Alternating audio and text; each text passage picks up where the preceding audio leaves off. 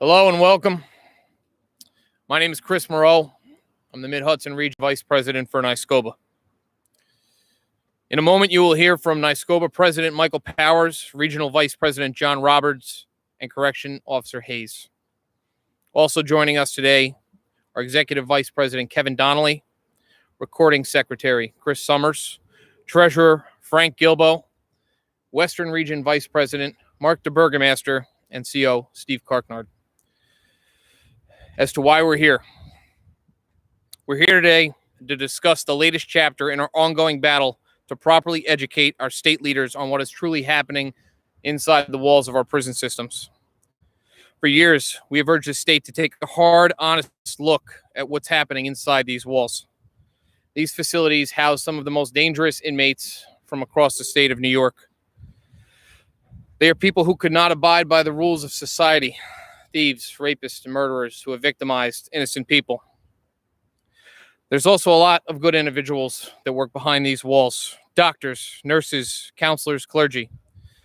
But the people I represent, the people I'm here for today, the people we're here for today, are the men and women of NYSCOPBA. Members of NYSCOPBA are sworn to maintain the care, custody, and control of these violent individuals. And in order to do so safely and effectively, they require not only the support of our elected leaders, but practical laws and policies that won't put their health and safety at risk while simply just doing their jobs. But once again, our elected leaders have failed us. Their latest failure comes in the form of Halt, a law that is based on a complete fabrication concocted by advocacy groups and passed by a state legislature who have zero regard for the lives or the well-beings of our members. Which brings us to today and what we, the leadership of NYSCOPBA, are now forced to do. With more on that, I would like to invite President Michael Powers to the podium. Thank you, Chris. Thank you all for being here today. It's no secret that the men and women of NYSCOPBA have one of the toughest jobs in the state.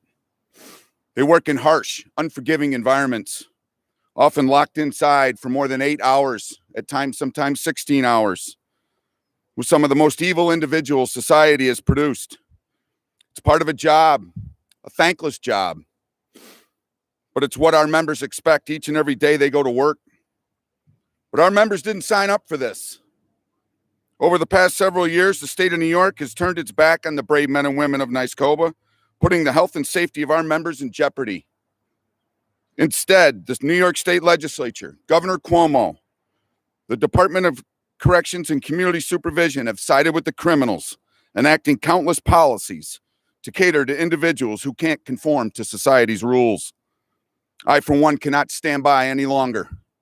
Today, we are announcing that we have filed a federal civil rights lawsuit against the state of New York, Governor Cuomo, and the Department of Corrections and Community Supervision for creating an extremely dangerous work environment for our members. The facts speak for themselves on the boards presented here today. Attacks on staff are up 100% in the last 9 years. Inmate-on-inmate assaults are up 100% in the last 9 years, while the inmate population has decreased by 20,000 in that time frame. Again, the facts speak for themselves. Thanks to the lax laws and reforms that the state of New York has enacted, our prisons are more violent and dangerous than they've ever been before. The recently passed Halt legislation is just the latest failure by the state. Tens of millions of dollars will be spent to implement a program for 1,583 individuals currently in keep lock status, protective custody, or special housing units. Halt does nothing, I repeat, nothing, to better the lives of anyone who resides inside the prison system. In essence, Halt forgives violence, a simple slap on the wrist for a violent offense. The predators that lurk in our prison system basically now have a free pass to prey on whoever they want, consequence-free. Cater to the criminal and the violent spikes. Our members are the only thing that stand between these vicious individuals and the safety of our communities and others who reside inside the walls of our correctional facilities. Forgiving violence only creates violence. Violence on individuals who are just trying to serve out their sentences. Violence on men and women who are trying to earn a living, just trying to go to work each day and come home to see their families. Good law-abiding citizens. Instead, the state pushes through reforms and laws not based on facts or truth, but based on emotion. Enacting Halt is wrong. It does nothing to better the lives of the people inside the prison system. It does completely the opposite. It will lead to more violence. Our prisons will get worse. More innocent people will get hurt. And it won't be just the violent criminals in the prison system who are to blame. The New York State Legislature, Governor Cuomo, and the Department of Corrections and Community Supervision are just as liable. We've warned the state for years. We've tried to show them the truth and what is really happening in our prison system. Unfortunately, they've ignored us. They listened to the wrong side. Halt is wrong, and NYSCOPBA is going to do everything we can to stop it before more people get hurt. Thank you.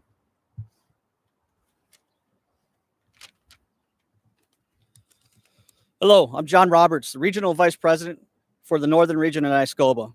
The facilities in the Northern Region have some of the most infamous and dangerous individuals in the system.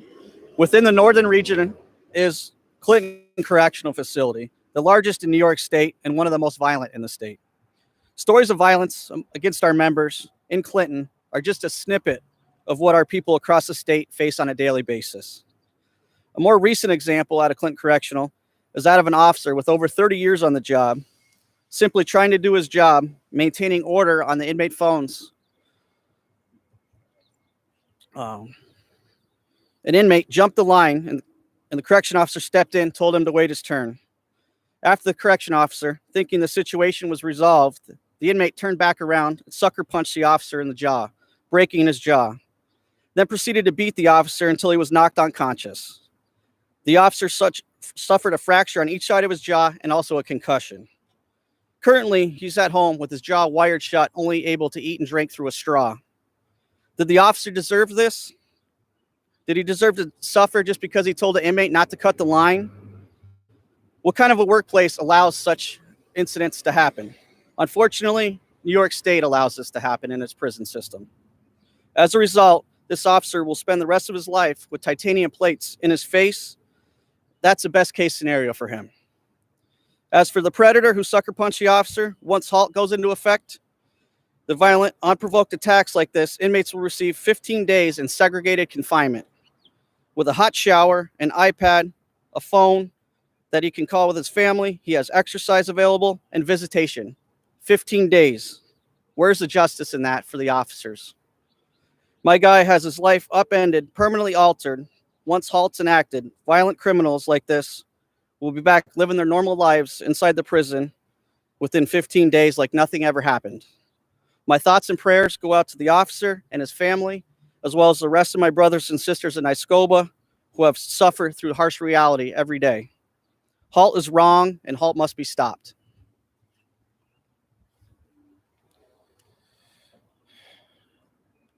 As a vice president of the Mid-Hudson region, I'm notified every time one of my officers leaves the facility in an ambulance. I know many of these individuals, and it rips me up personally every single time I get one of these calls. These are our friends, our coworkers, our families, our neighbors, just trying to do a job that's already one in which there's an extreme environment. No one should have to come home and explain to their spouse why they have stitches in their face. No one should have to come home and explain to their children why they can't play in the backyard because of their broken bones. Incidents like these have become commonplace throughout the state of New York within the prison system. These dangerous criminals are taking advantage of the situation, and they are still victimizing innocent individuals. Something needs to be done. The implementation of Halt has to stop. I'd like to invite up Corrections Officer Hayes to say a few words.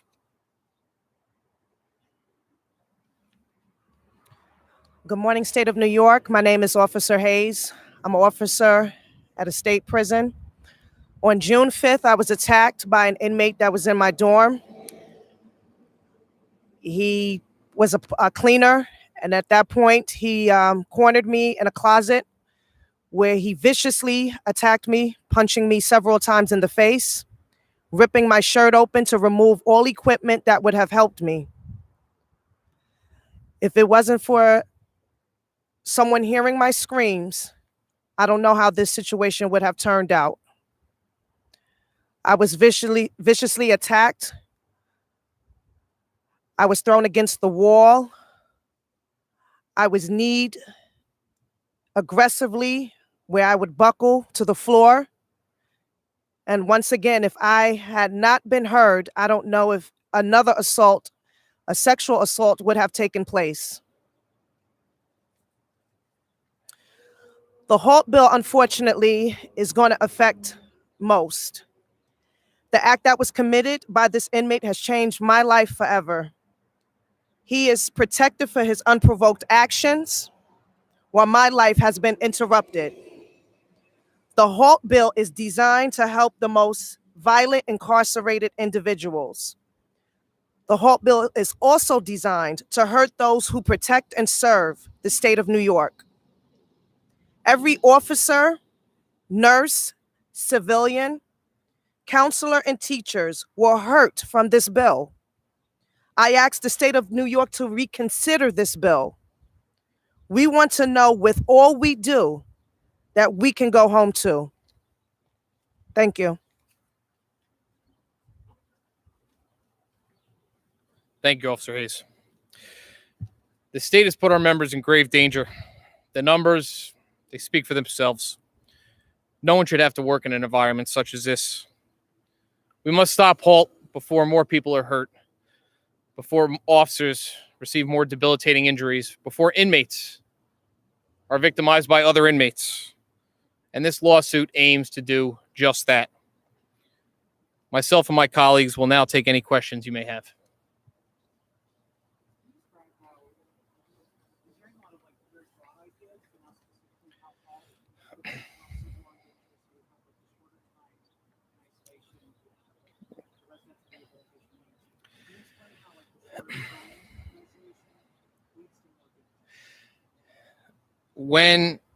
When somebody can't abide by the rules of society, they break laws, they go to prison. We take them out of society to protect the members of the public. The same thing has to happen in a prison system. When inmates can't abide by the rules of the prison, they have to be taken out of the general population to protect those that can abide by the rules. A 15-day timeline does not give anyone the opportunity to provide a cool down period. And the more egregious the acts, the more outrageous it is that after 2 short weeks, we can expect these individuals to be put back into general population. No.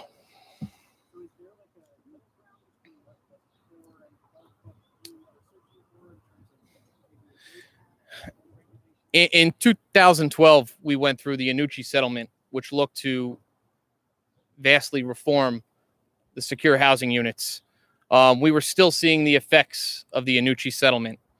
Actually, since the Annucci settlement, attacks on staff and attacks on inmate have gone up 100%. And that is despite a 20,000 inmate drop in population. It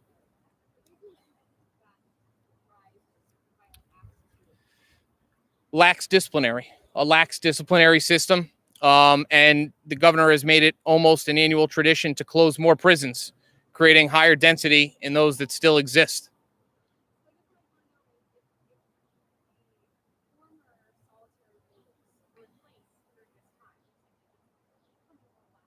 Yes.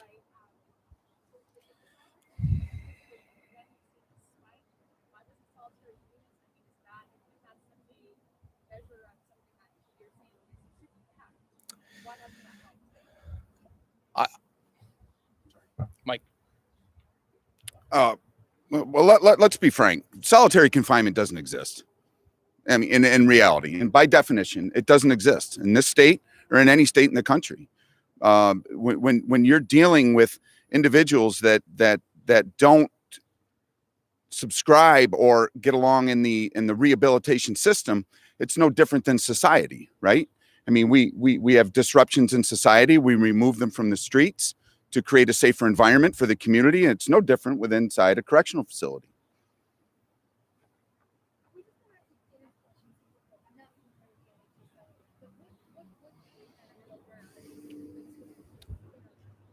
The New York Civil Liberties Union filed a lawsuit against Acting Commissioner Annucci back in 2011, and they ended up with a stipulation settlement. The concept that SHUs are these dark, dank holes in a basement somewhere are the furthest thing from the truth. And the advocates have been taking the NYCLU settlement, which had a interim stipulation settlement in 2014, and then was complete in 17. Well, that wasn't enough. And then they continued to do it. And then the violence continues to rise in our correctional facilities. So the true mechanism was not in place. We have created legislation to ask for a study in the correctional settings to see why this violence is spiking to the levels that it is. And this legislation sits idle, yet they cram Halt down, which, you know, and I'd be happy to debate with any of the legislators who debated it on the floor as to the realities of a special housing unit or a keep lock unit and the services that are provided to the inmates that are in this system. And keep in mind, special housing units aren't just designed for the ones that can't abide by the rules. There's protective custody, there's admin segregation. A lot of that is put in place for their general welfare.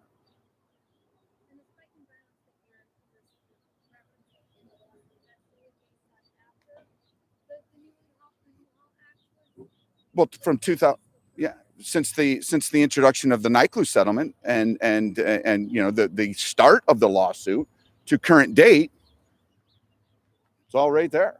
I mean, the violence continues to rise, the contraband continues to infiltrate our facilities, the ganglands are prominent within the facilities. It's just a violent atmosphere, and the very policies in the state of New York for workplace violence don't get adhered to. And we've had it.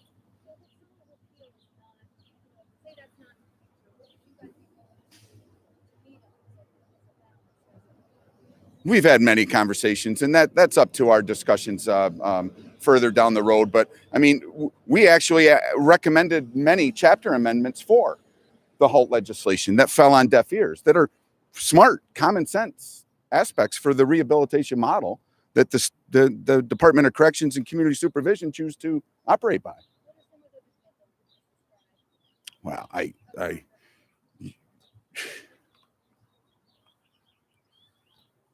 Some of the most dangerous provisions of Halt are the protected age groups, 55 and above and 18 to 21. Anyone that works in a prison knows that 18 to 21 is one of the most volatile age groups. It takes the secure housing units off the table completely for those individuals. So that is probably our most pressing after the 15-day time frame.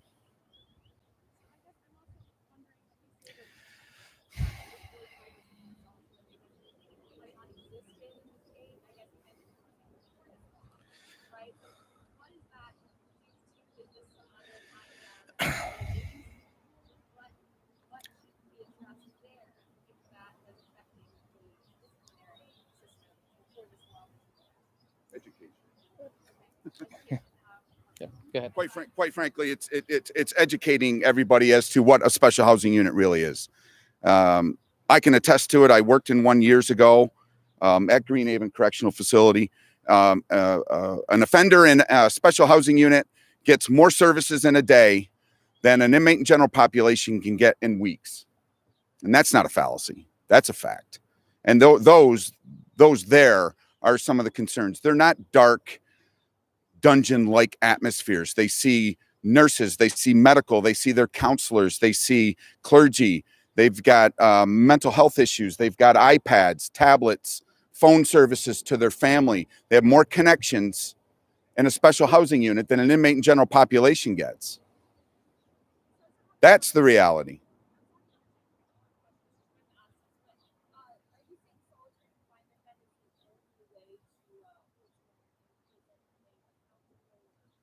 Well, as Chris mentioned as well, the disciplinary system as a whole.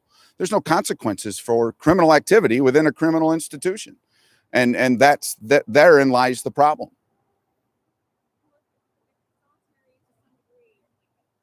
Solitary doesn't.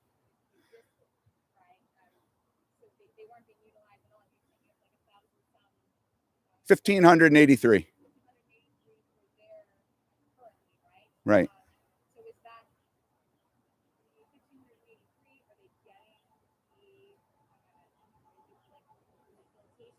Absolutely. Absolutely. Absolutely. By the best staff in the nation.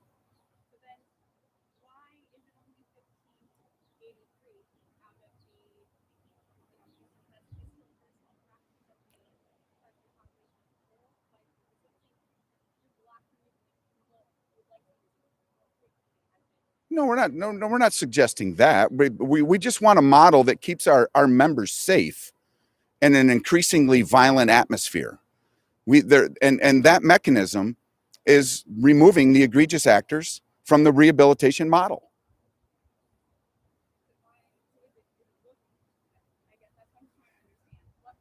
It was working. It was working prior to the night clue settlement and the other factors that came into play, the SHU regulations of 2019. You know, they just keep coming back they just keep coming back for it. For Halt, I should say.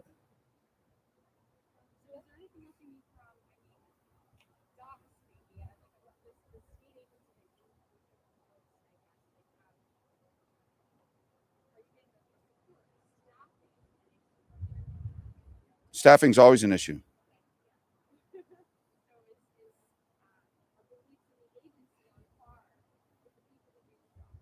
We have very candid conversations with them, and as I mentioned, you know, there was no real discussion done with the shareholders regarding this legislation. And this Halt's been in the House of Assembly since 2014, I believe.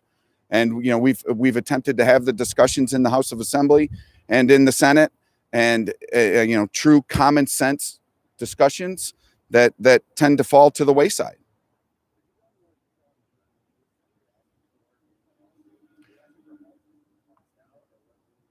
We're asking for a repeal. We're asking for a safe environment for our members that work the most dangerous job in the state.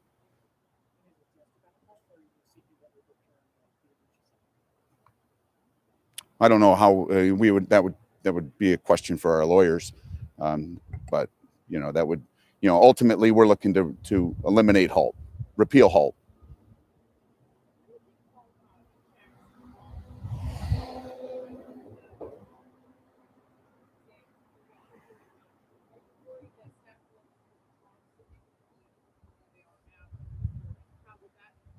Absolutely. We're always concerned about retention and people staying within the job and not having to have to leave the job due to serious physical injury of any capacity. Staffing is always an issue for us. And, you know, we mentioned the decrease in the inmate population. Well, we're seeing that as well in our staff.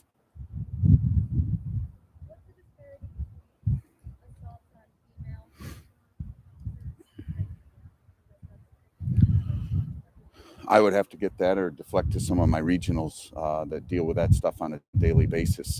But we'd have to get you that.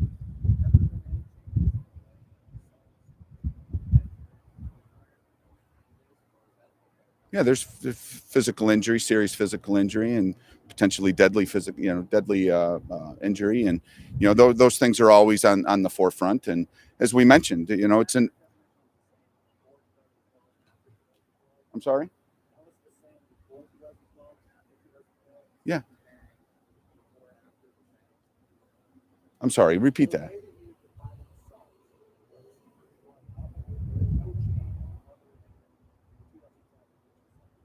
No. thank you, everybody, for coming. We appreciate it.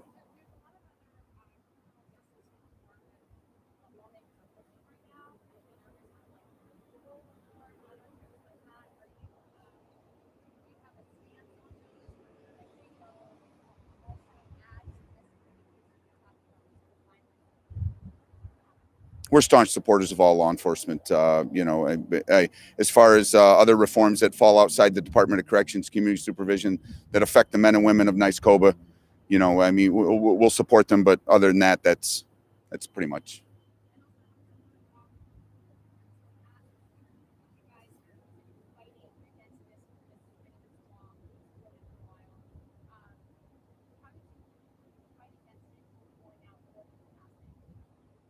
Looking to have open, frank discussions that fell to the wayside with the leaderships of both houses and the governor's office. No, they don't contact us. They don't refuse, but they give us 15 minutes. Thank you.